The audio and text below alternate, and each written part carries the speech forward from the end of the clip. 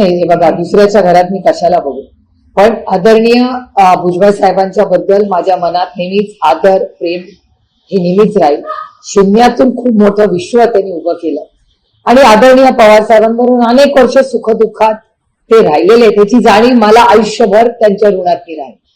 अर्थातच तुम्हाला जर वाटत असतं ते दुखावले असतील याची मला खरंच काय माहिती नाही, पण ज्या आयुष्याच्या टप्प्यावर आदरणीय माननीय भुजबळ साहेब आहेत त्यांनी जो एवढा मोठा त्याग केलाय, कष्ट केले, त्याच्यानंतर त्यांना जर दिल्लीला यायचं असेल तर त्याच्यात गैर का?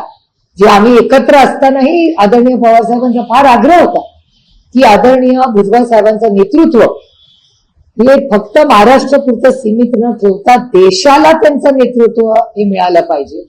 आणि अर्थातच भारताला एक मोठा नेता तो खरं मिळू शकला असता. पार्लमेंटमध्ये त्यांची उत्तम भाषा करायची पद्धत, त्यांची भाषणं, त्यांचे विचार, पण ते अर्थातच दिल्लीमध्ये आले असते तर देशामध्ये एक मोठं नेतृत्व उभं राहिलं असतं. अर्थातच शेवटी त्यांच्या पक्षाचा प्रश्न आहे, त्याच्यामुळे मला काय त्यांच्या घरात काय चाललंय ह्याच्यात बघण्यात कुठलाही रस नाही.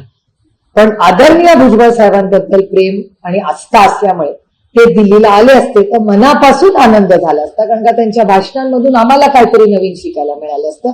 एवढाच त्याचा माझा स्वतःचा स्वार्थ की मला त्याच्यातून काहीतरी त्या पद्धतीने ते अनेक महत्वाचे मुद्दे मांडतात त्याच्यात शिकायला मिळालं असतं काहीतरी. फक्त मला नाही, नवीन अनेक खासदार